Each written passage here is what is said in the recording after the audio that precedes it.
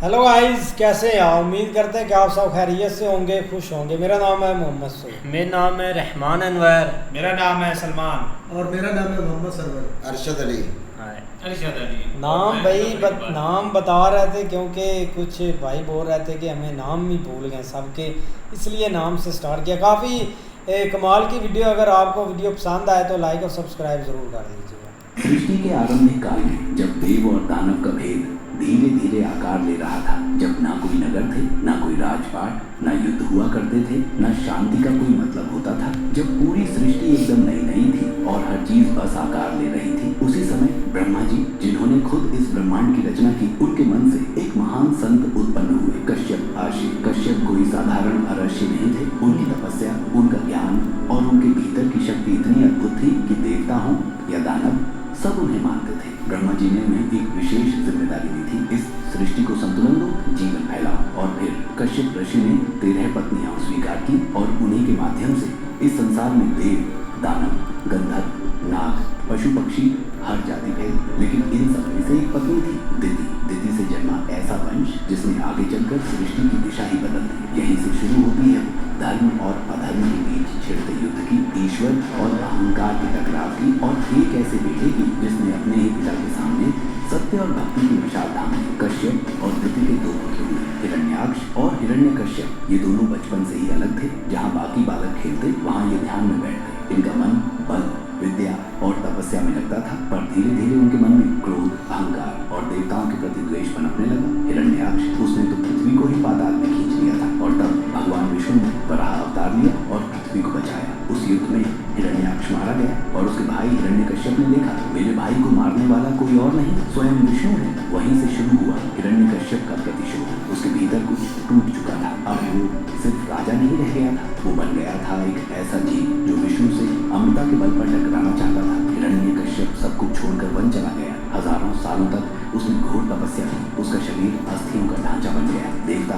भयभीत हो उठे, स्वर्ग थर्राने लगा। आखिरकार ब्रह्मा जी प्रकट हुए। उन्होंने कहा, वत्स, तुम्हारी तपस्या से मैं प्रसन्न हूँ, वरदान मांगो। हिरण्यकश्यप ने जो वरदान मांगा वो अमृता का एक जाल था, ऐसा जाल जिसे तोड़ना एक आम बात नहीं थी। ना मैं दिन में मरूं, न रात में, न किसी देवता से, न दानव से, न जीवित से, न निर्जीव से, न अस्त्र से, न शस्त्र से, न आकाश में, न पृथ्वी पर, न पाताल में। ब्रह्मा जी चुप रहे और बोले, तथास्तु। हिरण्यकश्यप के पास वो शक्ति थी जिससे वो न केवल खुद को अजेय समझने लगा, बल्कि उसने खुद को ही ईश्वर घोषित कर दिया। उसने अपनी राजधानी बनाई, सोनितपुर, जो सोने चांदी की दीवारों से घिरी थी, जहाँ देवताओं की जगह अब उसकी ही मूर्तियाँ स्थापित की जा रही थी। चारों दिशाओं में उसका एक ही आदेश था, अब इस ब्रह्मांड में पूजा के योग्य अगर कोई है तो वो मैं हूँ, जिसे हम और आप भगवान मानते हैं। विष्णु, शिव, ब्रह्मा, उन सभी का नाम लेना वहाँ अपराध था। लोग डर के साए में जी रहे थे, क्योंकि जो भी विरोध करता वो या तो मारा जाता या फिर ऐसा गायब होता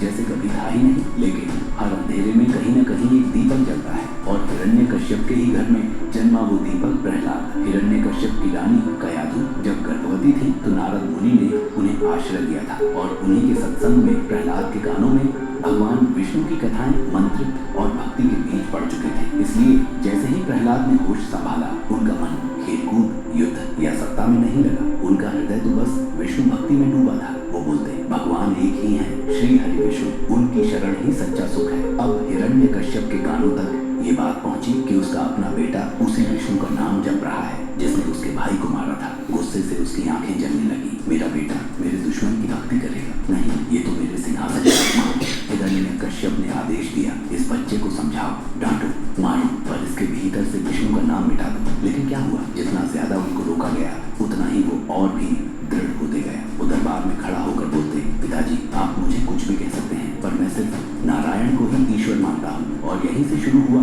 वो सिलसिला जहाँ एक पिता अपने ही पुत्र के विरुद्ध खड़ा हो गया। अब प्रहलाद बड़े हो रहे थे, शरीर से छोटा पर मन से बेहद विशाल। वो जितना जितना बड़े होते गए, उनकी भक्ति उतनी ही गहरी होती गई। उनके होंठों पर हर वक्त विष्णु नाम का जाप, आंखों में श्रद्धा और हृदय में एक अडिग विश्वास। वो राजकुमार होते हुए भी ना सत्ता चाहता था, ना वैभव। उनके सब कुछ तो बस नारायण थे। उनको गुरु शुक्राचार्य के पुत्रों के पास शिक्षा के लिए भेजा गया, जहाँ उसे दैत्य धर्म और पिता की आज्ञा मानने का पाठ पढ़ाया जाता। लेकिन प्रहलाद तो वहाँ भी विष्णु की भक्ति में लीन रहते। गुरु के पुत्र उनको बार बार समझाते, प्रहलाद, आपके पिता संसार के सबसे महान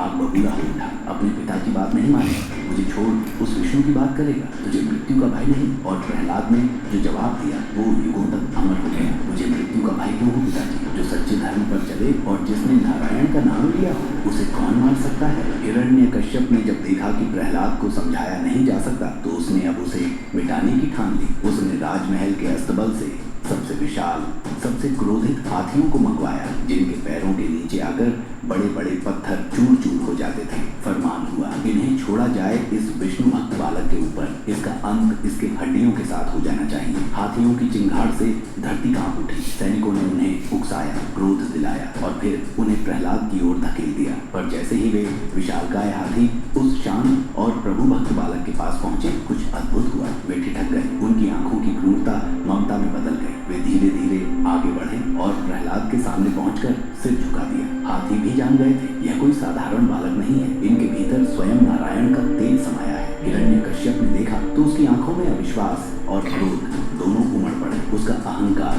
प्रहलाद की भक्ति के सामने पराजित हो गया। जब हाथियों का प्रयास असफल हो गया तो हिरण्यकश्यप और अधिक क्रूर हो उठा। इस बार उसने सोचा, यदि इस बालक को धरती के सबसे विषैले जीवों के बीच डाला जाए तो इसका अंत निश्चित है। आदेश हुआ, प्रहलाद को सांपों की उस अंधेरी और भयावह गुफा में फेंक दिया जाए, जहाँ कई वर्षों से तक्षक, नाग और भयंकर विषधर सर्प निवास करते थे, जिनकी फुफकार से ही प्राणी मृत्यु का अनुभव करने लगता था। प्रहलाद को रस्सियों से बांधकर उस गुफा के भीतर डाला गया। सैनिकों ने गुफा के द्वार बंद कर दी और भीतर जल के बर्तन उड़े दिए गए। चारों ओर काल जैसा अंधकार और हर कोने से निकलती फुफकार। लेकिन फिर वही चमत्कार, सांप पास तो आए, पर जैसे ही उन्होंने उस बालक की ओर देखा वे शांत हो गए। उनकी फुफकार मौन में बदल गई। झट ठंडा पड़ गया और नाग उस बालक के चारों ओर बैठ गए, जैसे वह उनका राजा हो। प्रहलाद आंखें मूंदे प्रभु का नाम जपते रहे, नारायण नारायण। हिरण्यकश्यप को जब यह समाचार मिला तो वह क्रोध से कांप उठा, लेकिन वह भूल गया था जिसके रक्षक स्वयं भगवान हो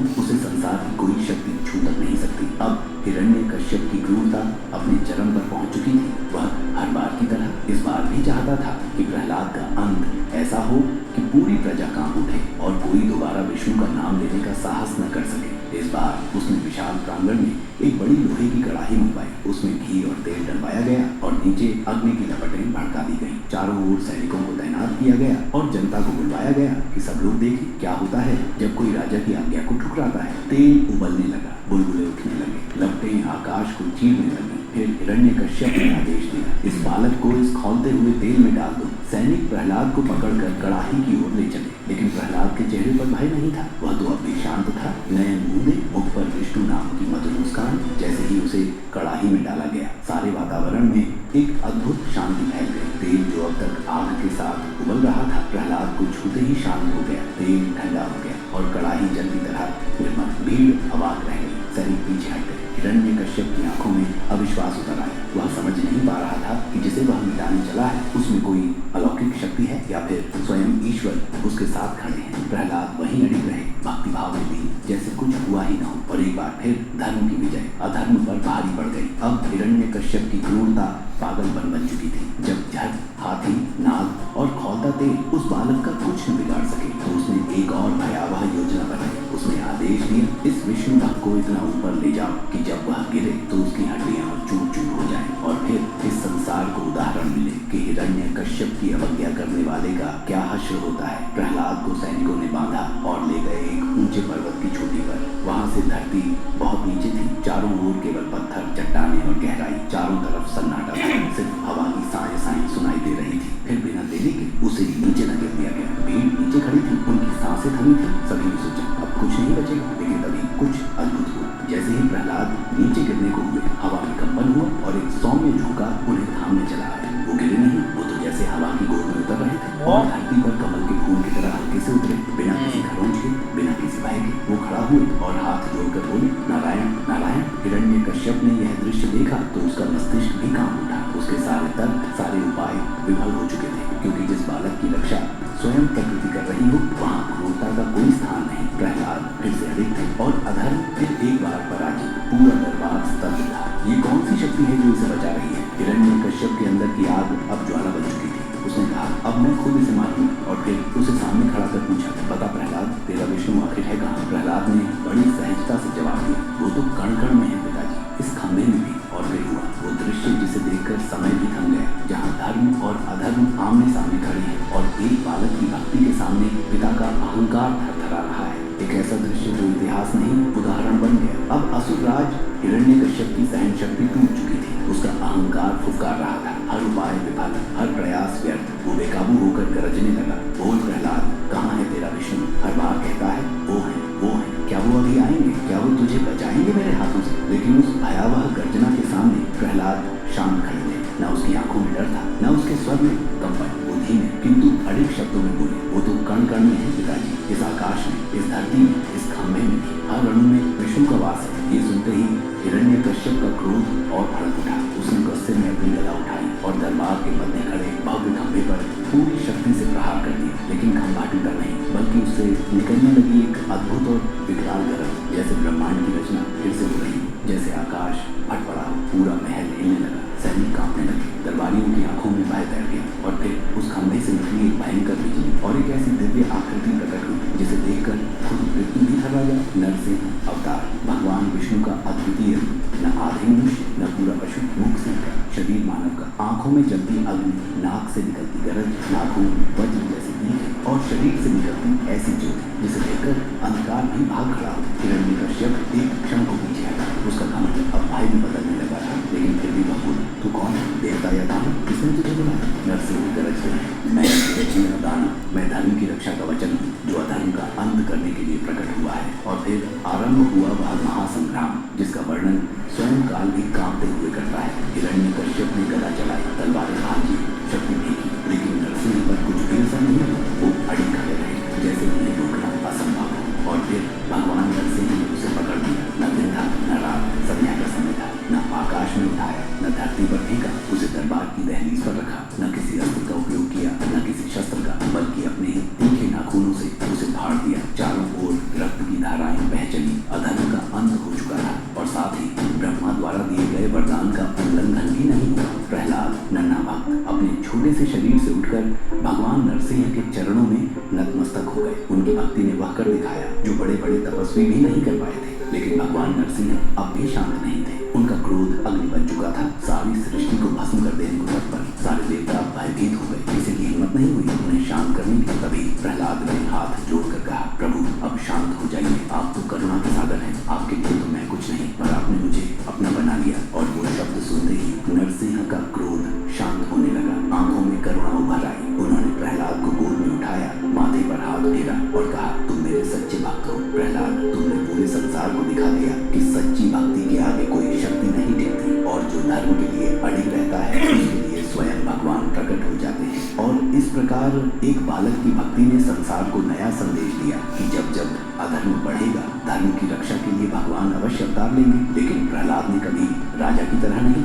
एक विनम्र भक्त की तरह राज्य किया। प्रजा में न्याय, करुणा और भक्ति का भाव फैल गया। एक बार फिर अपना वचन निभाकर अपने लोगों को लौट गए, लेकिन उनके सिंहनाद की गूंज आज भी सत्य, भक्ति और धर्म के प्रतीक के रूप में गूंजती है। क्या आपने कभी सोचा है कि वो खंभा जहाँ से भगवान नरसिंह प्रकट हुए थे, क्या वो आज भी कहीं मौजूद है? क्या वो स्थान जहाँ हिरण्यकश्यप का अंत हुआ था आज भी भक्तों की सांसों में वही गर्जना गूंजा रहा है? ये कोई कल्पना नहीं, ये भारत की धरती पर बिखरे नरसिंह भगवान के वो मंदिर हैं जो आज भी उनके रौद्र, सौम्य और योगमय स्वरूपों को साक्षात रूप में जीवित रखते हैं। कहीं वे बादलों के ऊपर बैठे हैं तो कहीं वो खुद चंदन से ढके रह जाते हैं और साल में सिर्फ एक दिन एक झलक देते हैं। कहीं वे पानक पीते हैं तो कहीं ट्रैकिंग के रास्तों में भक्तों की भक्ति की परीक्षा लेते हैं। तो आइए आज हम आपको लेकर चलेंगे एक ऐसी आध्यात्मिक यात्रा पर जहाँ हर मंदिर एक कहानी है, हर सीढ़ी एक आस्था की परीक्षा और हर दर्शन एक चमत्कार। हमारी पहली यात्रा एक ऐसे स्थान पर है जहाँ आज भी लोगों को लगता है जैसे जंगलों में सिंह की गर्जना गूंज रही हो। घने जंगल, ऊंची पहाड़ियाँ और हर कोने में छुपा कोई गूढ़ रहस्य। यह है अहोबिलम। अहोबिलम नरसिंह मंदिर को भारत के सबसे पुराने नरसिंह मंदिरों में से एक माना जाता है। किंवदंतियों के अनुसार इसका इतिहास त्रेता युग से जुड़ा हुआ है। ऐसा माना जाता है कि यह वह वास्तविक स्थान है जहां भगवान नरसिंह प्रकट हुए थे। शिलालेखों और वास्तुकला से पता चलता है कि इसका निर्माण चोल और विजयनगर काल के दौरान हुआ था। मंदिर परिसर पवित्र और ऐतिहासिक रूप से महत्वपूर्ण दोनों है। आंध्र प्रदेश की नल्लामाला पहाड़ियों में बसा यह स्थान केवल एक मंदिर नहीं है, बल्कि एक जीवंत कथा है जहाँ भगवान विष्णु ने नरसिंह रूप में हिरण्यकश्यप का वध किया था और तभी से यह भूमि नव नरसिंह स्वरूपों की आराधना की भूमि बन गई। यहाँ कुल 9 नरसिंह मंदिर हैं, हर एक अपने आप में एक अवतार, एक अनुभव। ज्वाला नरसिंह वही स्थान जहाँ हिरण्यकश्यप को चीर कर फाड़ा। वाकई यार बहुत कमाल की और एक इंटरेस्टिंग स्टोरी थी। पहले भी हमने एक स्टोरी हुई थी, लेकिन अब देखो ना, एक जुल्म जितना भी आप कर लेना, एक जितना भी जुल्म कर लें, अब उनका वो एक सका एक पिता था जिसने भाई एक जुल्म की इंतहा कर दी, और ये बंदा एक उसके ख़िलाफ़ था भाई, जिसको जिसके मतलब के भाई के मारा था ना। ये ऐसी स्टोरी थी, क्योंकि हमने जब एक महाभारत बनाई थी ना, तब इसमें थोड़ी सी हमने एक हिस्ट्री सुनी भी थी और भी काफ़ी वीडियो बनाई भी हैं इस पर, लेकिन काफ़ी अच्छी स्टोरी थी। अवतार भाई जो देखे है ना, नरसिंह अवतार बहुत ज़्यादा हम्बल और भाई ख़तरनाक उसके लिए था जिसने भाई जुल्म किए थे अब नहीं एक बेटे पर। बिल्कुल यार, एक धर्म और अधर्म मतलब एक सच्चाई और झूठ पर जो एक ये थी, लेकिन ये कि एक प्रहलाद है ना, उन्होंने भाई एक काफ़ी ज़्यादा मतलब अपनी तरफ से एक जो तपस्या की थी, या उन्होंने अपनी तरफ से भाई एक उनका वो सच्चाई पर थे। बात बस यही है कि जो भाई एक हिरण्यकश्यप थे ना, वो एक भाई झूठ पर थे। मतलब वो यही बोलते थे, उन्होंने एक जो पहले जो उनके पास एक पावर आई थी ना, वो पावर का उन्होंने एक ना रॉन्ग यूज़ किया था। मतलब उन्होंने पावर इसलिए ली थी कि वो एक अच्छाई का या एक सही काम करेंगे, लेकिन उन्होंने एक पावर का जब रॉन्ग यूज़ किया है, उस वक़्त आकर वो फंस गए। उसके बाद उन्होंने देखे एक अपने बेटे के लिए हाथी इतनी एक ख़तरनाक चीज़ें बनाई, लेकिन फिर भी वो नहीं, पहले लोग जब तपस्या करते थे ना, उनको एक फल भी मिलता था, एक सच्चे मन से एक दुआ मांगनी या एक तपस्या करनी, ये अंदर लोगों के खूबी ज़रूर होती थी। नहीं बिल्कुल ऐसे ही है, लेकिन ये कि कम अज़ कम जो है ना, वो बेसिक ये था कि उस बंदे का जो है ना वो एक एंड नहीं होना था। और देख लो किस तरह उसका हुआ है, एक एंड ऑफ जो है ना वो खुद एक आना पड़ा, और तब जाके उसको एक जब यकीन होने लगा तब उसका जो है ना वो एंड भी हो गया था। लेकिन अच्छी स्टोरी थी यार, बाकी यार एक भाइयों के लिए एक फर्स्ट टाइम थी, लेकिन आस्ता आस्ता बता देंगे इनको भी क्या है कि रियलिटी थी, क्या एक स्टोरी थी। लेकिन ऐसी वीडियोज़ ज़रूर रिकमेंड कर दीजिएगा। तब तक के लिए गुड बाय, टेक केयर।